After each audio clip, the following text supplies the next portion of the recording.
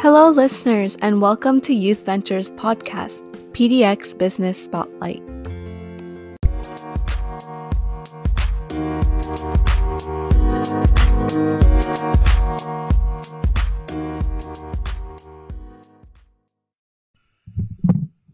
We are so fortunate to be able to interview Saffron from HeroMasksStudio, which is a Black-owned small business in the Portland-Beaverton area.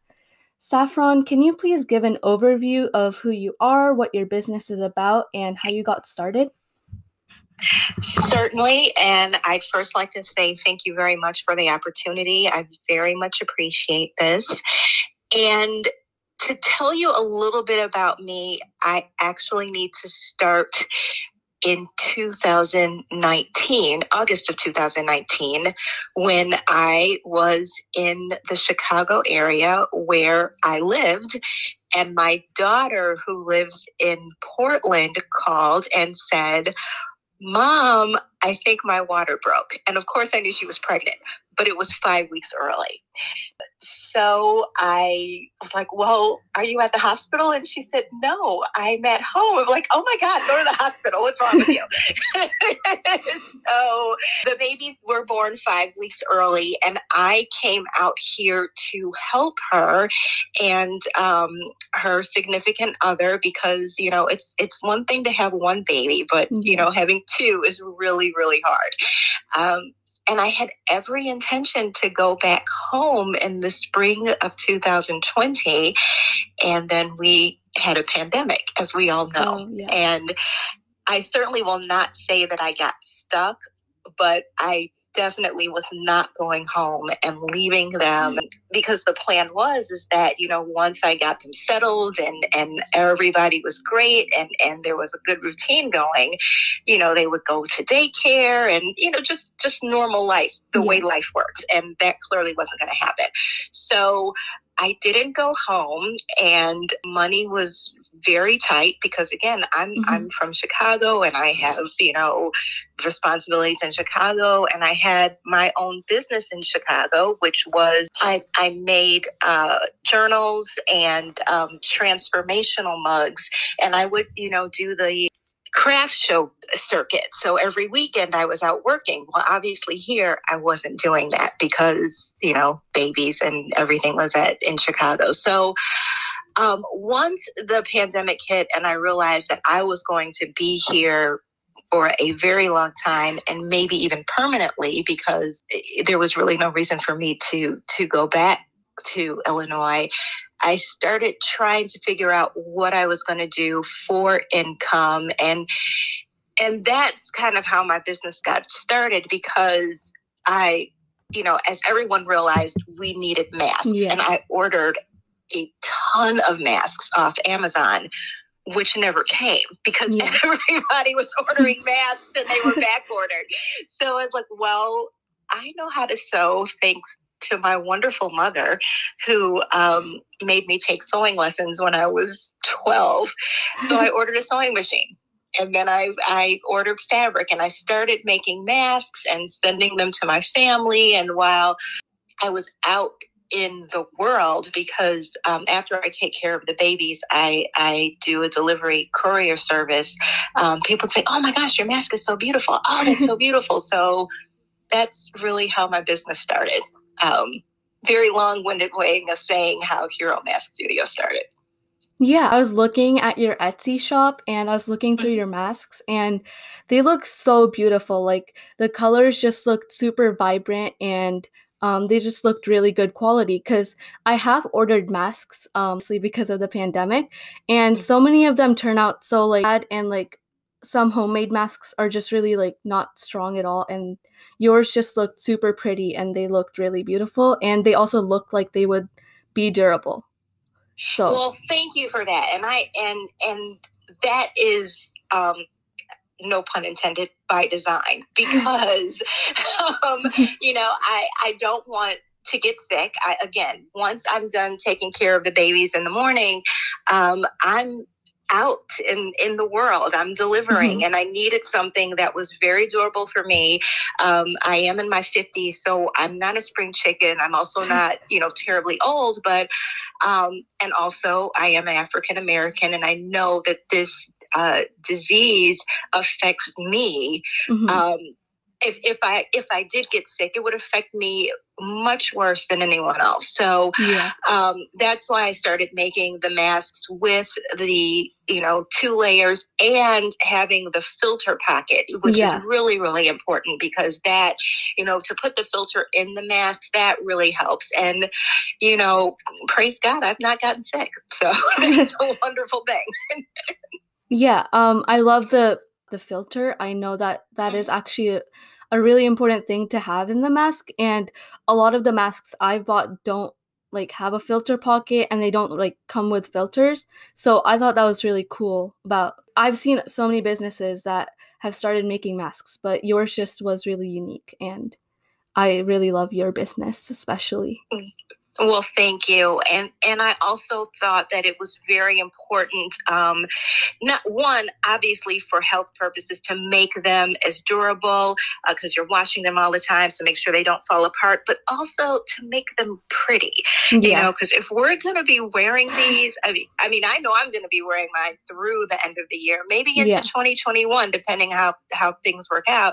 I want to make sure that, they look really nice and they match the outfits that I have on. And if I feel that way, I know other people feel that way as well.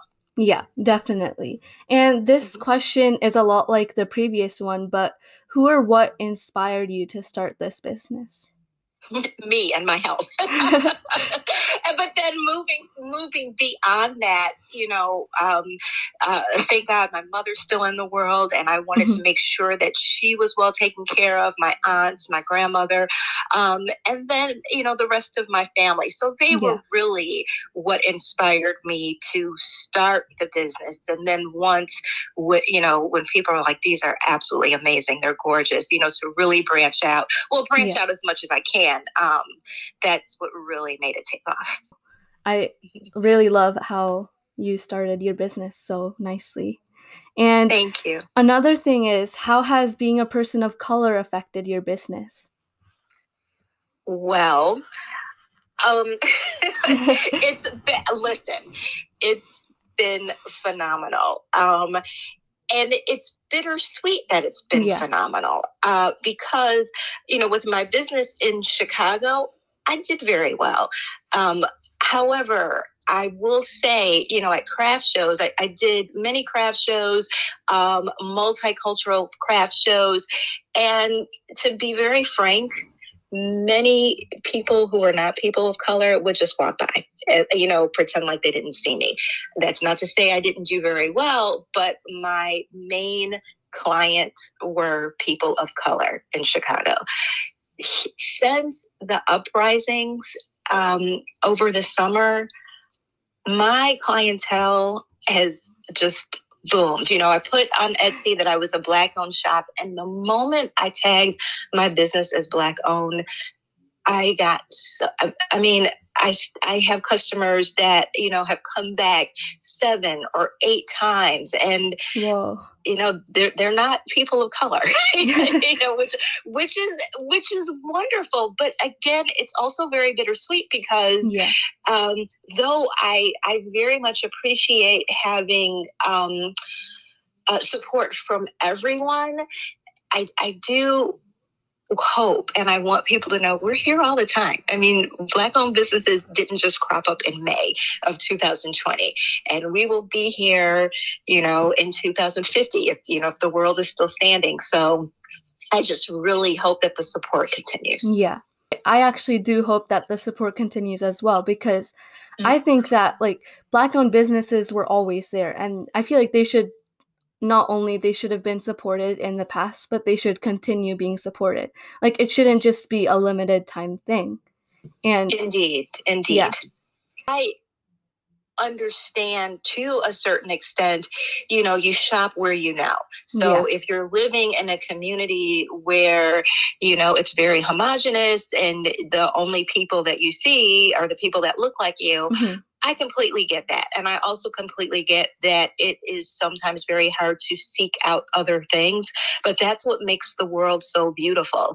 If you seek out things and if you seek out people that don't look like you, and then realize that, hey, we're kind of the same, you know, and that's another reason why, if you look at the patterns that I have, you know, I do a wide range of patterns to meet the fashion tastes of everybody. I hope they do anyway. You know, that was the impetus for making so many masks with so many different colors and patterns. Though I will say,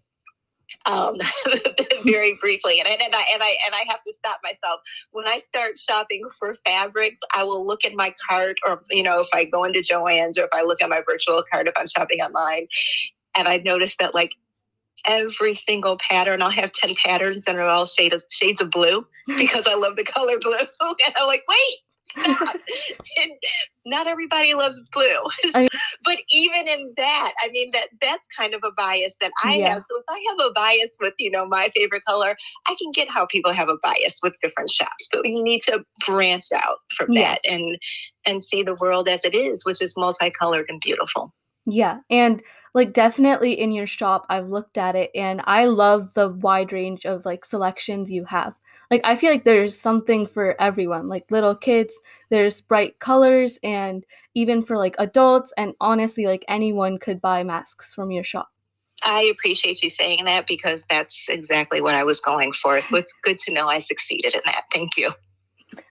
And another question I had was, how has the pandemic affected your business?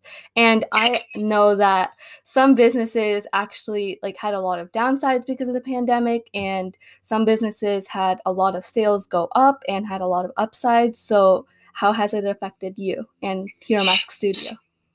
So I will say that for the most part, my business has gone very well. Again, when I first started, April, May, June, and July, it was absolutely phenomenal.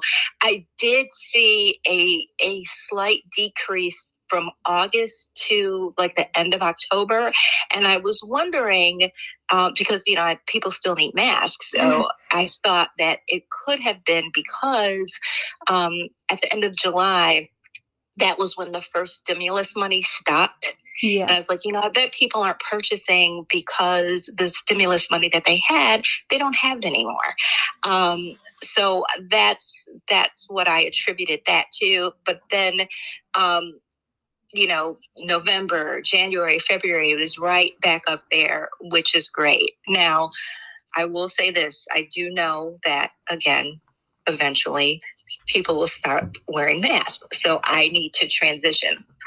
And again, thank you to my mother who made me take sewing lessons. I know how to sew clothing. So my plan is starting in April to introduce a line of very simple dresses, like A-line dresses that have pockets. And the pockets will match the pattern and fabric of the mask.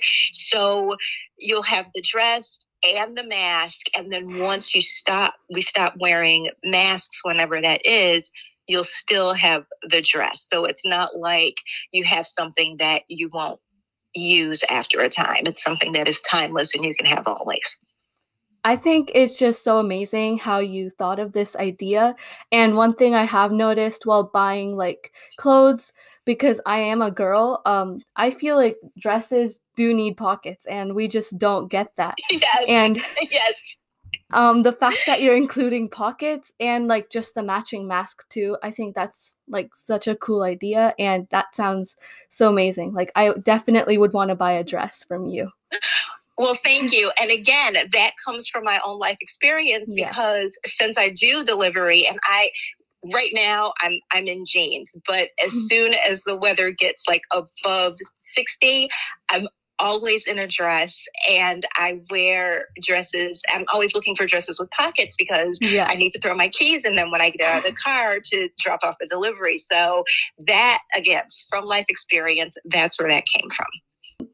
And also, what advice do you have for young entrepreneurs, especially young entrepreneurs of color?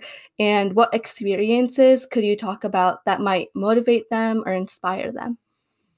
So the first thing that I will say is no dream is stupid. No dream is dumb. If you have an idea and, because there will be people that will tell you all the time, and I, again, speak from experience, well, can you really make money from that? Well, Yeah. is that going to last? And that has, a dream deferred is a dream denied. And there have been several things that I've wanted to do that I didn't do because people who were, quote unquote, had all the wisdom in the world in my mind told me that it was stupid. Mm-hmm. And I completely regret that. So just try. Yeah. Number one, try. And then after you try and you start going, don't get discouraged because, no one's LeBron James. no one's Beyonce. We see all of these amazing people on screen, on the court, doing whatever they're doing. Well, LeBron wasn't LeBron all the time. He got that way because he really, really worked hard. And there's going to be incredibly difficult moments. And there may be months when you get no movement in anything that you're doing. Don't give up. Just keep going. Keep pushing through. The more steps you take, the less steps it takes to get to the promised land. So that is my advice. And I'm sure that people have heard that all the time. But it's tried and true wisdom. And don't be afraid to ask for help. If you're starting to feel overwhelmed with what you're doing, ask for help. Or if you feel stuck on an idea and you think you can get through it, ask. And some people will say, no, I'm not going to help you. If you're like doing crowdfunding or something like that, there are many people who are going to say, no, I don't have $10 to help you. But there are many more that are going to say yes. And in order to find those people who are going to say yes, you have to ask and you have to be persistent to get where you're going. And as long as you're persistent and you don't give up, you will succeed. Yeah, I think that's just so inspirational, especially like also for me to hear, because when Youth Venture actually started, we started out doing a couple workshops in the beginning of the school year. And first of all, it was just super hard for us to outreach and get students to actually enroll.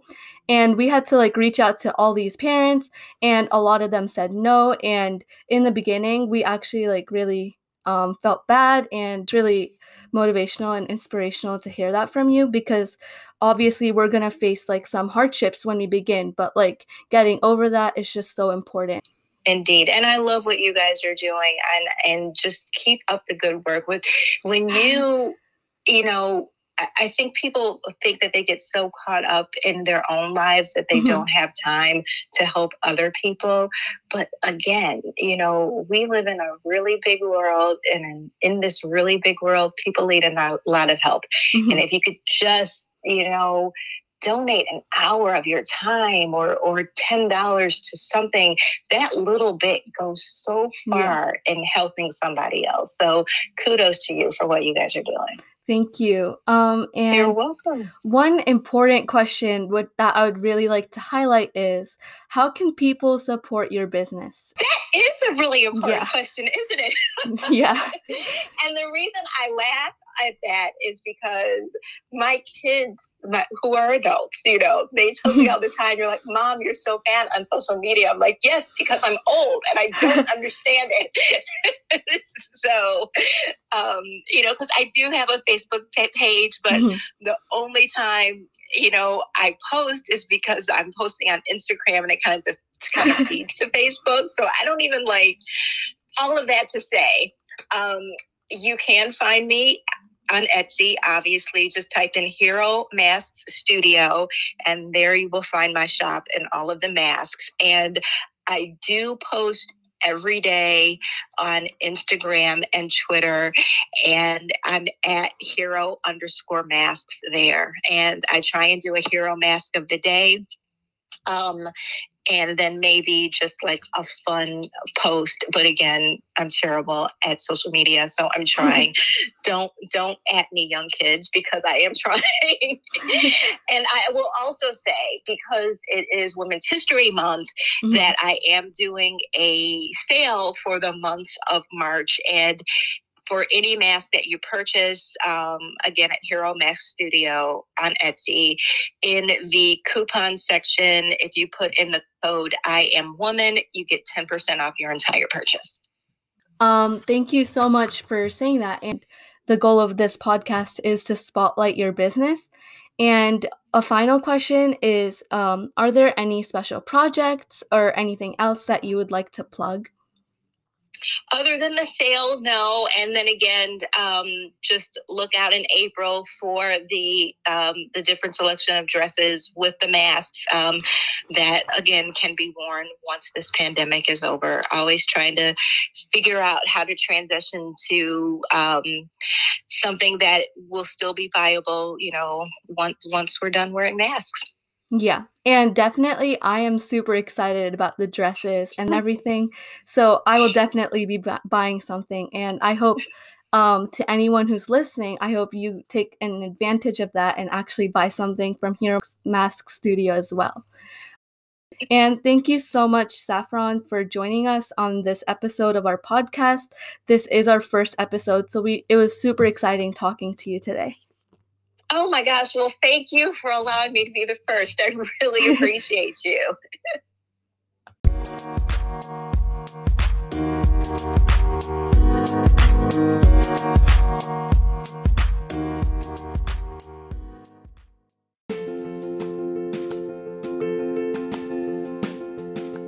Thank you for listening to PDX Business Spotlight by Youth Venture, and we hope to see you in the next episode.